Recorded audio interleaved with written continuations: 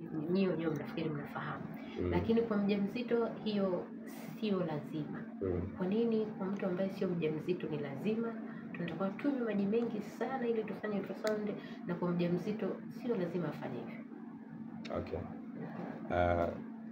Kwanza kipimo cha ultrasound kinatumia mawimbi ya sauti. Okay. Inatumia frequency. Yeah. Sisi tunatumia frequency.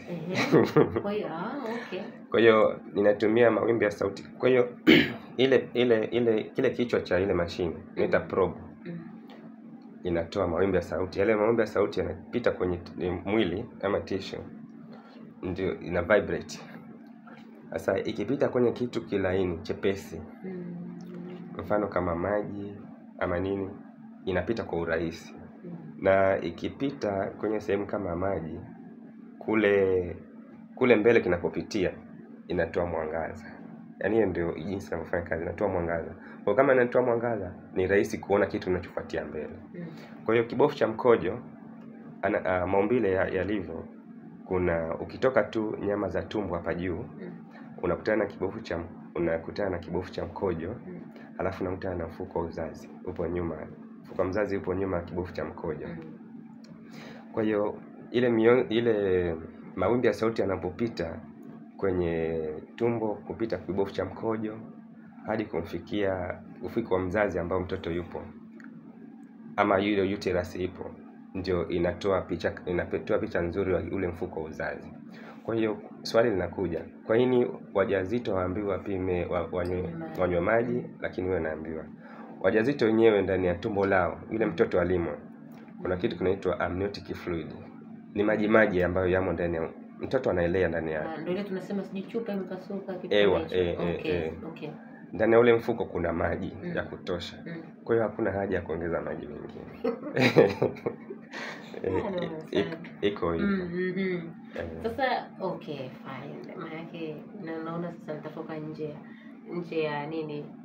Nje ya topic husika, kwa sababu kuna wengine unakuta kuna ultrasound kwa nini lazima iwe ya tumbo, kuna wengine wanafanyia ya goti, whatever.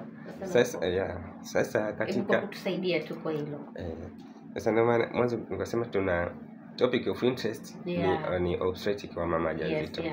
Lakini tunatoa huduma nyingi. Okay. Soko hilo kwenye hospitali yetu.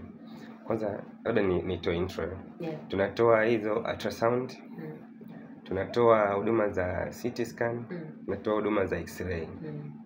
X-ray hii inamulika zaidi mifupa. Kwa hiyo mtu anapata ajali, mfupa umevunjika na nini, ama kifua, mtu pengine anakohoa, tunaangalia mapafu vile tunaangalia vizuri. Lakini pia tunaangalia matumbo. Mfano kama mgonjwa ana utumbo ambao umebana. Uchango okay. Chakula kinatembea kwenye uchango, kinashuka mpaka tunapata haja. Kwa hiyo ikitokezea uchango umebana, maana ile utumbo unavimba. Kwa hiyo pia tunaona kwenye X-ray. Kwa hiyo hizo huduma tunatoa huduma za CT scan. Mfano kama ubongo, mtu amepata ajali, ameumia ubongo, tunaangalia ubongo umeumia kiasi gani kupitia X-ray, CT scan. Pamoja na hiyo mifupa, pamoja na soft na tissue ndogo. Sasa ultrasound, tukienda kwenye topic ya ultrasound, ndio tunazotoa ni pelvic ultrasound. Pelvic ultrasound hiyo si mama mjamzito, lakini tunamulika kisehemu ya kizazi. Okay. Lakini kuna obstetric ultrasound, hawa ndio kwa ajili ya wajawazito. Lakini kuna small part tunamulika vitu vidogo. Mfano mguu, kiungo cha mguu, tunamulika pengine thyroid, hii tunaita Romeo. Tunamulika matiti, tunamulika kwa wanaume, tunamulika hizi testicle, hizi tunamulika hizo. Lakini pia tunafanya vascular ultrasound ya mishipa ya damu. Kwa kama unaweza kujikuta mguu umevimba, kumbe kuna mshipa damu, kumbe kitu kimeziba, damu haitembei. Kwa hiyo pia tunamulika kuangalia kwa nini mguu umevimba, hii damu pengine haitembei.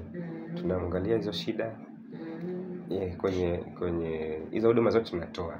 Maana kama nimeelewa, ultrasound yenyewe hii inatumika kuangalia vitu hivyo vidogo vidogo, au sivyo ambavyo nimeelewa? Yaani maana yake labda kibofu, labda sijui kama mlivyosema kwenye kifua, sijui ni matiti kidogo, moyo. Tunaangalia vitu vingi hadi moyo, mpaka moyo. Tunaangalia vitu vingi kwenye ultrasound hiyo na sio x-ray. Sasa ndio nikasema kuna abdominal ultrasound. Abdominal ultrasound tunaangalia